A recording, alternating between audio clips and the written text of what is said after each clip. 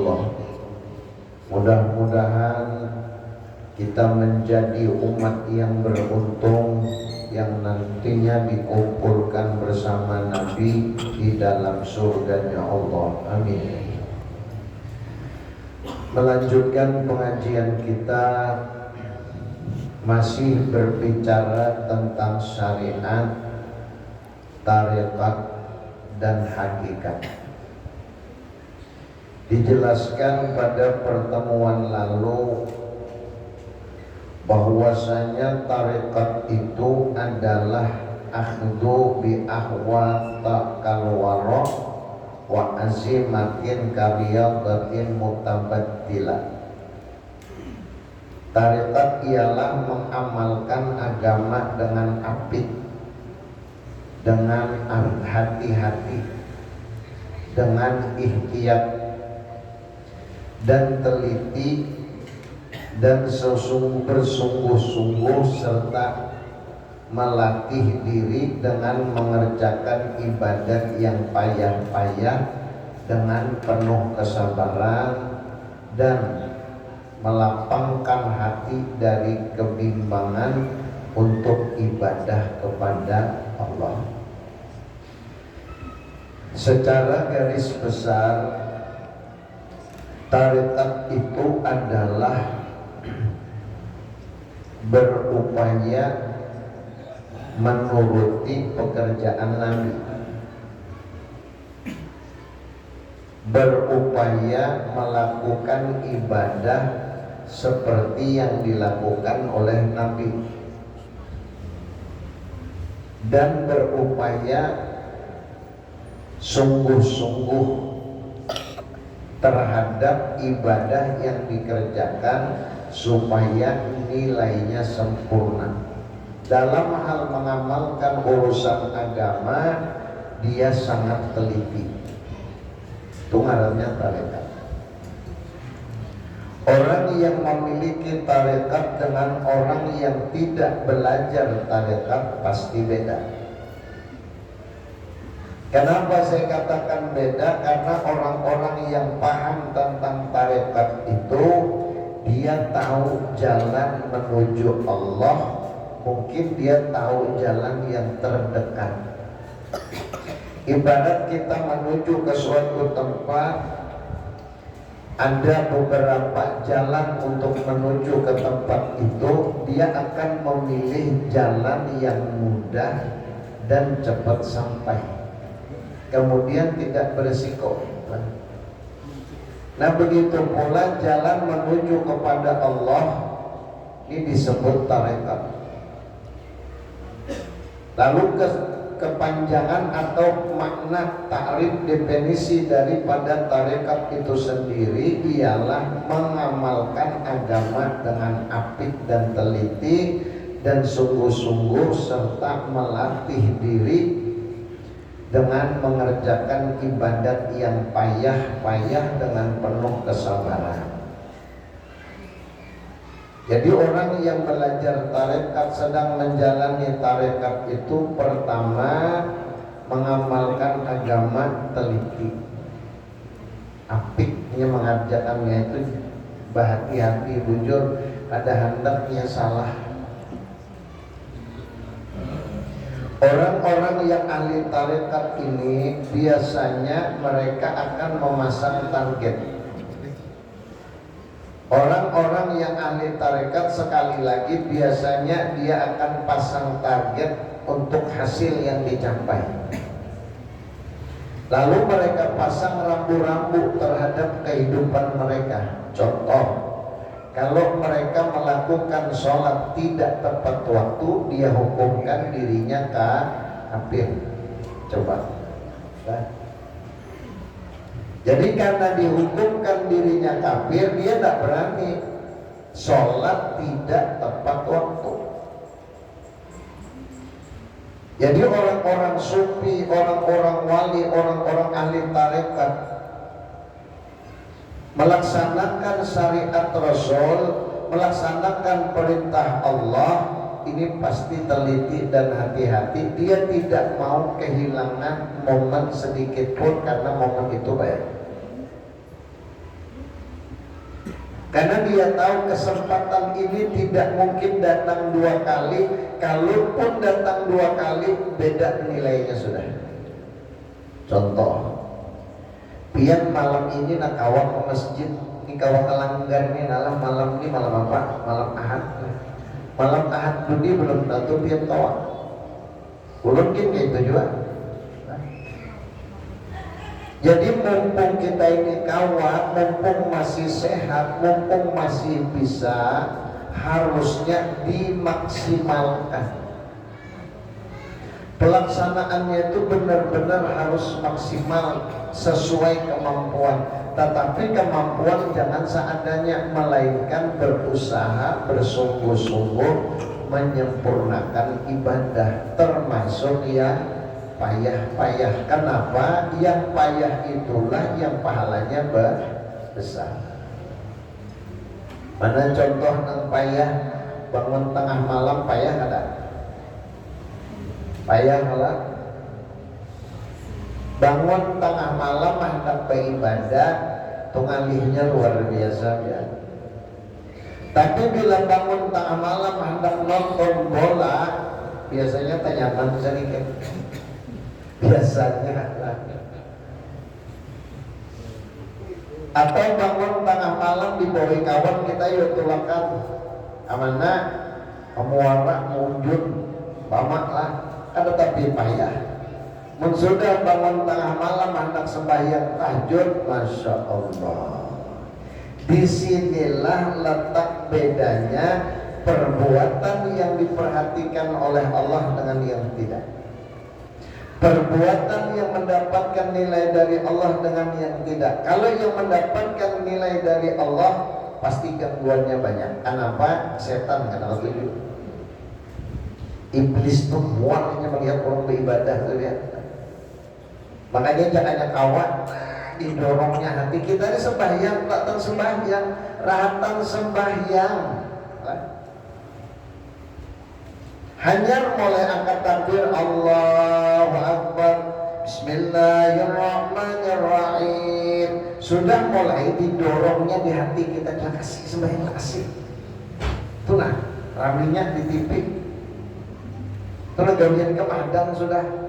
Lalu kita ini hendak buru-buru sembahyang, padahal banyak tuntung sembahyang, kamu kan tegawi, memang diangan-angan di dalam sembahyang tadi. Yang gawian setan itu dia. Siapapun dia, siapapun orangnya, selalu ada gangguan seperti itu ya. Nah jadi kita menghilangkan gangguan-gangguan itu memang sulit ya. Tetapi kalau kita paksakan, kita lawan, niscaya setan kalah. Ujar Roma Irama.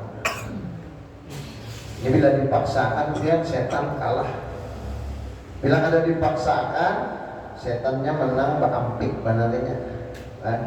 Ada kalau hikayatnya, tulang ke masjid dijuhung oleh setan, telabahnya, licak bajunya, rigat bajunya, balik ke rumah, besalin, mandi, besalin, berharum-haruman, tulang pulang ke masjid, juhungnya pulang di situ karena pulang licak terabah, bulik pulang, besalin pulang, berharum-haruman, tulang pulang, inya muyak juga. Setan ini mau juhung pulang bahaya nih. 2 kali sudah. 2 kali sudah jadi iblis kujuhungnya ini natarapa haram malah tambah tulang pulanginya. Maka sekali tarabah, peyang seluruh keluarganya, kuitannya, saudara-saudaranya yang di rumahnya diampuni Allah Ta'ala sudah. Tulang yang kedua, sekampungan diampuni Allah Ta'ala. Tetangga-tetangganya kiri kanan sudah beberapa radiasi, beberapa rumah diampuni Allah Ta'ala. Dosanya sudah. Amun tujuan sekali lagi harus habis diampuni Allah Ta'ala. Rugi apa ya iblis? Baik antar aja. Akhirnya diantar oleh iblis kan dia.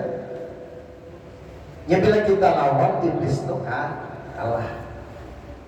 Melakukan perkara yang sulit-sulit, yang payah-payah, ini adalah salah satu jalannya tarekat. Salah satu perbuatan yang kita sebut dengan tarekat. Kemudian melapangkan hati dari kebimbangan untuk ibadah kepada Allah. Jangan lagi ada bimbang, jangan ada lagi ada ragu-ragu, jangan. Beribadah yakin bahwasanya datang manfaat. Dan kitanya hendak ketulak ke pengajian, hendak tulak ke langgar al-jannah nina. Uja-ujaan asa hendak tulak, asa ada, asa hendak tulak, asa ada. Tulak yang kalasinya kalah ke setan. Nah, jadi memaksakan diri atau melapangkan diri kita dalam hal mengerjakan apa yang diperintahkan Allah dengan lapang dada, ini tarekat.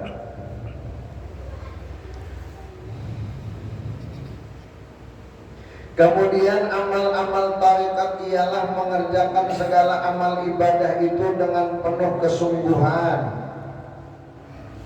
menuruti apa yang telah dicontohkan oleh Nabi kita, serta menyempurnakan adab-adabnya dan membiasakan mengerjakan amal ibadat yang berat-berat terhadap nafsu seperti sembahyang malam. Nah ya Allah, nang berat menurut nafsu pertama sembahyang malam.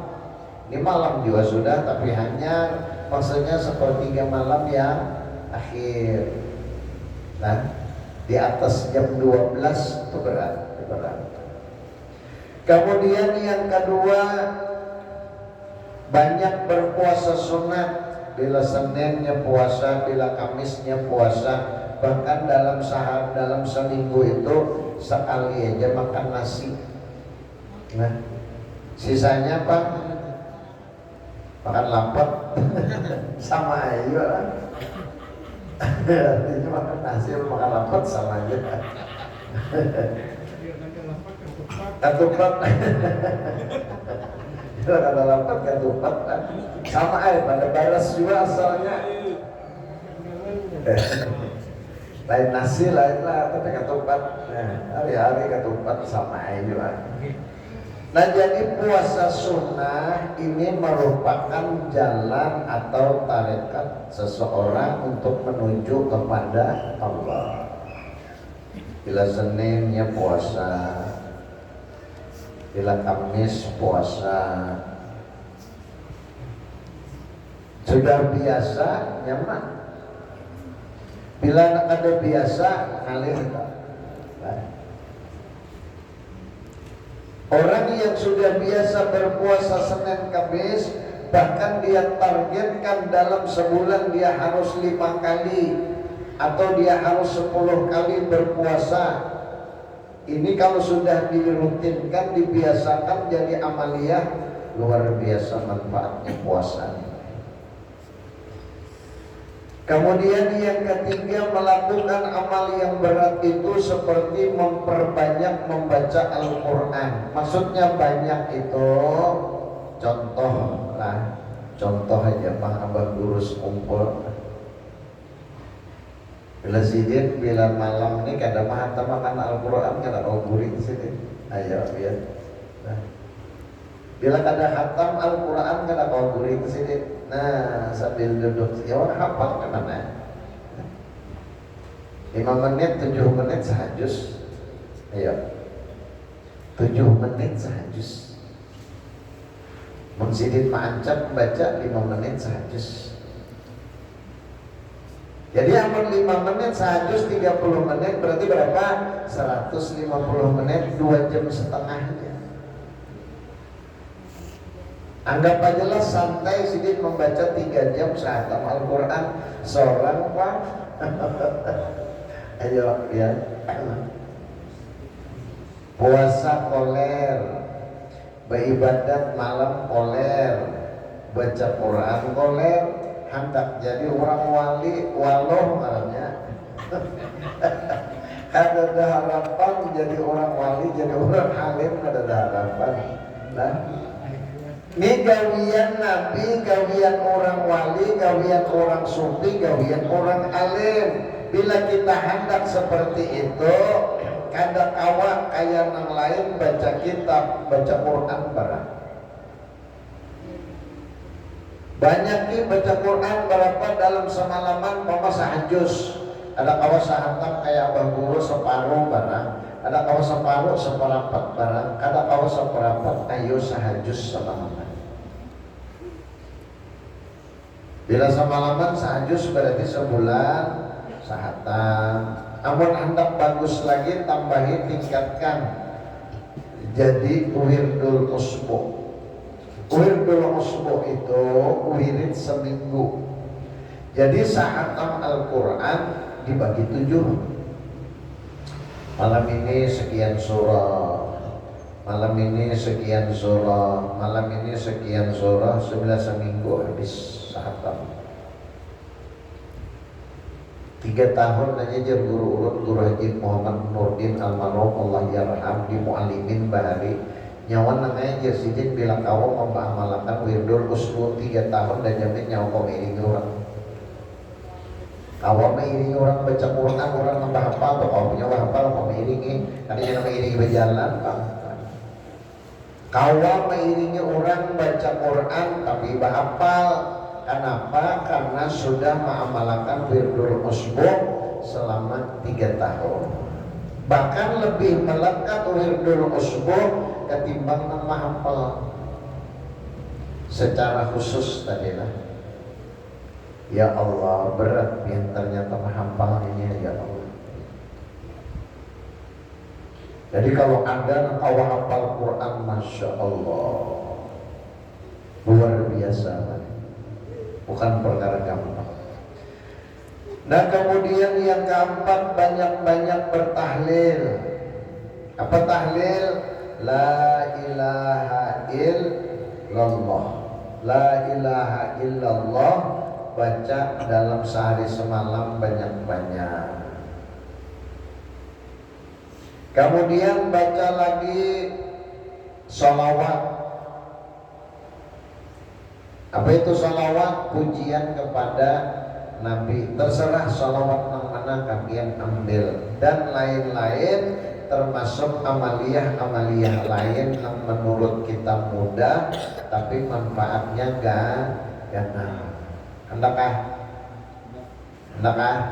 Semalam di Somalia sudah dijulungi. Nah, nanti kota ingat pulang lah. Mana hendak ulun bariyah, ulun ijazah. Semalam waktu ke Palu dibari oleh Habib amaliyahnya, Habib Sehan dari sini, murid dari Habib Tuhan di Palu. Barang siapa dari sini yang mengamalkan amaliyah ini 3 keuntungan yang didapatnya. Pertama, setiap orang berniat jahat tahunya sudah lah. Ada orang berniat jahat lawan kita, siapakahnya? Bila berniat jahat tahu kita sudah niat jahatnya. Atau kita kamu menilai orang itu orang baikkah, orang kadakah. Dan setiap kita kepingin melaksanakan sesuatu baik kada. Nah, kada perlu lewat istikharah, ini amaliyahnya. Orang berniat jahat hendak malu kita, kada jadi kita ketahuan demikian. Ketahuan niat kejahatannya. Nang kedua, ujar Habib, ujar Sidin, duit kada mau putus. Apalagi duitnya duit logam. Amun duit kertas bisa juga putus rapid kan. Tapi bila duit logam kada mau. Maksud Habib, maksud Sidin, kada pernah kurang rezeki itu cukup aja. Kada sempat nang paget tadi rezeki, kada sempat ada aja pulang. Jangan di pedaringan, dengan di pedaringan, tolong pedaringan. Oh, Bu, tahu ke pedaringan? Tahu? Bahasa Inggris tuh, Pedaringan ini kada mau karingnya. Nyada juga nang sempat habis lingis, kadanya nang Jawa Bali, aku jauh beras lingis sudah aja, iwak karing sudah. Dikira tadi berasnya lingis sudah berasi, sekalinya kan ada berisi lagi berasnya. Nah jadi rezeki kada mau putus, amalkan nih amaliyahnya. Nang ketiga, Setiap orang berniat jahat kepingin menghancurkan kita, kalau kekuatannya melalui kekuatan jin, iblis, setan, ada mau sampai. Contoh, dihipnotis orang kada mempan. Apalagi disantet orang, tabulik santetnya. Di parang maya orang, parangnya tabulik kayak menggawi. Diteluh orang atau dipulasit orang, macam-macam. Di Samarinda ini perancang ulun menamai orang yang kena peloros lah. Karena ilmu andalannya orang Kutai, peloros rontok nih daging. Ada lawas biar seminggu aja rontok nih daging. Itu hebatnya peloros orang Kutai. Kalau Dayak di di Kalimantan Tengah tuh para maya pulasit pulung dan pulasit karenanya lawan bibinian. Bila pulasit pasti bini-bini yang kena, laki-laki kada mau. Hebatnya pulasit itu kalau dibacakan Quran inya lebih hafal. Bacakan dia Yasinnya hafal lagi, malah hafal pada yang membacakan. Meskipun orang yang di pulasitnya ini, karena pulasitnya ini diserangi dengan pulasit ini, karena bisa baca Quran, cuma jadinya karena pulasitnya kesurupan, karena pulasit bacakan dia Quran, pintarnya. Rupanya jinnya sakti ya. Belajar juga tajwid sama jinnya pokoknya. Nah lalu kayak apa cara menghilangkan pulasit? Tahu latihan pulasit yang pernah menyaksikan orang ada pulasit bujur-bujur kan bang 4-5 aja malah menangkap pada sanggup gancang wae pulasit gitu, jinnya hantunya pulasit itu dia gancang bang 4 aja kada sanggup tangkap dia batisnya tangannya bang 4 tertipai berataan. Bacakan Quran diiringinya sekalinya obatnya nyaman benar ya. Tahu obatnya lah sampai tangan kah? Enak tahu lah, cabut tangan bulu yang di bawah, bana makan, parang akan lawan hidungnya. Kada sampai 5 menit, 2 menit buka pulasitnya, langsung sigar. Ini temukan mana lawan itu. Atau mohon maaf, bila ada orang kena pulasit atau pulung sini bacakan Quran ini bawa ke kamar. Gauli aja bukan pulasitnya lah, itu aja sumpahnya. Ini pulasit itu takutan banget orang itu. Kalau ampun lelaki itu takutan banget. Ini bujurin kalau pengincaan orang biasanya ada zaman ulun masih di SD masih harus rancak karena menyaksikan itu. Jadi rame atau wakan bila kena pulasit sudah jangan lain sudah mau ke kamar, nah ya sudah. Bila sudah bawa ke kamar, sigar untuk bimbingannya. Aneh itu. Tapi bila para maya, nah hati-hati ya. Para maya itu Fatihah 4 kada sanggupnya menembus. Sehebat apapun para maya yang dikirim orang, apakah mandau yang terapang, parangkah atau pakukah atau ladingkah atau apapun yang terapang kayak kumbang kah. Nang sakti itu dia nang hebat terus kayak kumbang kuliling nah di rumah itu bilanya sudahnya masuk tingginya masuk sudah masuk karena bila sudah bunyi kayak tahantuk lawan nang besi tahantuk besi adalah nah masuk itu sudah bilanya tingginya bunyi dan akan jaga isok ada tuh nang sekarang ada. Nah, itu para maya. Kalau telur orang Jawa kan besi telur besi santet kalau kata ketahuan masuknya. Kalau parang maya ini masuknya kelihatan kan. Kalau nang dikirimnya parang nah diandapnya di mamangnya ini naik pena terabang. Bahan dapatnya terabang. Tapi bonekanya anaknya dulu nah, boneka di anaknya boneka dulu nah, tulisinya ngarannya, apalagi pun ada gambarnya di mana sasarannya, cocoknya dadanya terbang itu masuk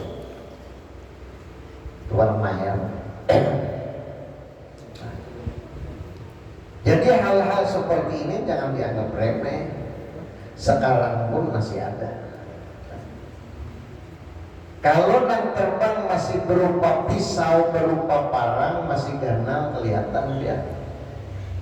Coba kalau nang terbang itu jarum, nang diterbangkannya di jarum sampai 100 bilah, nyucuk masuk oleh awak manusia adalah. Ayo emang ada mati. Nah, cuman siapa namanya akan ada bangsa gaibnya nang membantu pelaksanaan itu. Nah, menelapangi nang tadi dengan amaliyah ujar Habib, amaliyahnya nyaman benar. Apa ya? Baca Bismillahirrahmanirrahim dalam sehari semalam, jumlahnya berapa semalam kok? Berapa ya? 7, 8, 6. 7, 8, 6. Tembak dia buntut kan apa? Nah, 786 artinya 786 kali dalam sehari semalam. Insya Allah nang 3 tadi yang dapatkan. Ulun ijazahkan, amalkan ya manfaat. Nah, mudah-mudahan kita awam mengamalkan. Cuman syaratnya satu, mengamalkannya harus sekali duduk. Jangan dikredit. Jangan dikredit, jangan. Beruntung sembahyang 200, jangan. Harus sekali duduk. Dan usahakan dalam keadaan suci dari hadas dan najis. Biar berwudu, beruntung sembahyang kayak gini. Untuk sembahyang di rumah kada ada jual nang digawi duduk kayak ambil tasbih Bismillahirrahmanirrahim Bismillahirrahmanirrahim Bismillahirrahmanirrahim Bismillahirrahmanirrahim. Terus katanya kerasaan pak 1/4 jam selesai. 7, 8, 6. Alhamdulillah ulun membaca paling 10 menit selesai. Enggak aja lah santai 1/4 jam. Berapa kan waktu mengisikan 1/4 jam sehari semalam? Habis subuh kah, habis johor kah, habis asar kah? Pokoknya kapan kita ada kesempatan, biar kita bantu untuk sembahyang, duduk usahakan berwudu, lalu duduk baca. Bila sehari semalam 7, 8, 6, 786 kali, maka Allah akan berikan kelebihan yang 3 itu, kata Habib. Nah, jadi ini merupakan tarekat jalan kita menuju kepada Allah dengan mengamalkan amaliyah-amaliyah yang sulit. Juga termasuk amalan tarekat dalam hal membersihkan hati daripada sifat-sifat tercela dan sifat-sifat kerusakan, seperti sifat loba, sifat tamak, sifat hasad, sifat kibir, dan lain-lain sebagainya. Apa yang dimaksud dengan loba? Tahu loba? Loba itu kayak waluh lah. Itu buah. Loba yang menghinggapi penyakit hati seseorang adalah hendak banyak tarus. Itu loba. Bahasa Inggrisnya puluh benar nih ya. Hendak banyak tarus, lah. Jaka makan bila mengaut hingga hendak banyak, paling banyak makan udah habis kadang. Tuh loba Pak ya. Ini kan bagus, kan sifatnya ini kan bagus. Hendak banyak tarus, padahal kadang-kadang ada makan. Ini ada di dalam diri kita ini pasti ada. Nah, cuman kayak apa cara menghilangkannya itu aja lagi. Kalaupun ada di dalam hati kita hal seperti itu, terutama jangan dimanjakan. Maksudnya jangan dimanjakan, jangan terlalu diturut, dilawan. Setiap kita kepingin banyak terus, kalau memang memungkinkan silakan, kalau kada memungkinkan jangan kasihan orang lain. Kalau seorang anak banyaknya, jangan. Tungarannya puluh atau lo, bapak. Lalu yang kedua toma ini memiliki